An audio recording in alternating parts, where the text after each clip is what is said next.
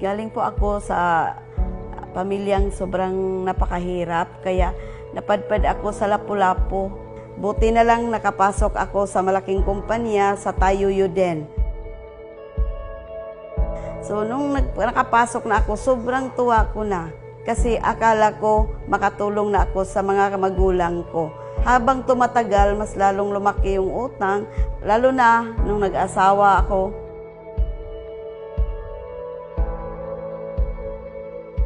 So doon na nagsimula, sobrang kahirapan, kaya nag-squat lang talaga kami doon sa ilalim ng tulay. Yung namin, tubig, balon, timba ng tubig para pangligo, panlaba. Doon na, ako na nag-alaga sa mga anak ko. Hanggang may nakaanak din kami ng pangatlo, hanggang 4 na. Parang nahirapan ng sobra talaga. Palagi akong mag-pray ni Lord, Lord, bigyan mo ako ng chance, Lord, na sana magbago talaga yung buhay. Kasi awang-awa na ako sa mga anak ko. Kasi yung mga anak ko, habang lumalaki, siyempre lumalaki din ang gastusin. Kaya ayaw ko talaga na hindi sila makapag-aral ng college. Buti na lang sinagot ng Panginoon yung dasal ko. Noong last 2008, pinuntahan ako ni Upline Flor at saka Ed Andales. Kinig na lang ako, wala namang mawawala pag pakinggan. Pagpunta nila upline sa amin, kita ko yung bag nila na mayroong perdibli nakalagay doon sa zipper. Sabi ko sa sarili ko, totoo kaya yung yumayaman, yung bag niya sirang-sira, may perdibli. Pagsabi niya sa sali, siniko ko siya, huwag kang maniwala kasi bula-bulahan na yun. So, nung pinakita na niya lahat, doon na ako na amis sa kitaan. Sabi ko, baka totoo to. Gusto ko talagang kumita.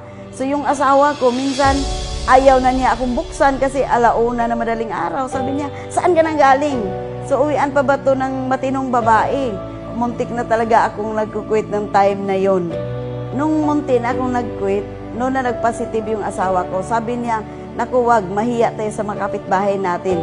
So, tulungan natin to. So, nung nagtulungan na kami, first 2 months, pagdating ng ATM ko, doon na talaga, pag-inquire namin, may 11,000. First time pa na nakakubra kami ng gano'n kalaki. Pagtingin ng asawa ko, naku, totoo pala to. Sabi ko, ikaw ka na kumuha. So, lumabas yung tag 500. So, doon na parang excited na talaga. So, 2 years na nakuha ko yung first million, kaya nakabili kami ng first car, Honda Civic. So, kaso lang yung kapitbahay namin nagsabi, nako, yung sasakyan inuna, tapos walang bahay, sa squatter pa rin. Hindi namin pinakinggan yung mga negative. Ginawa ko lang challenge yung lahat ng sinasabi ng mga kapitbahay namin. 2011, nakabili kami ng first house. Doon na, nag-resign na yung asawa ko, nagtulungan na kami. So, 2013, nakabili ng pick-up Mazda BT50, top of the line. So, bago lang, last March 18, nakabili kami ng Ford Everest 2017 model SUV. 3 bisis na din ako nakapunta ng Hong Kong. 3 bisis na din sa Singapore. So, napakaganda, lahat yun, libre. Tapos, 3 bisis ko na nakuha yung profit sharing. Last 2015, nakabili kami ng bahay. Ito, worth 6 million na house and lot. Kasi sa sobrang laki, pinagawa namin ng swimming pool. Parang panaginip lang. So, tingnan mo, high school graduate lang. Pero ngayon, ang kinita ay grabe na talaga. So, thank you talaga, AIM Global.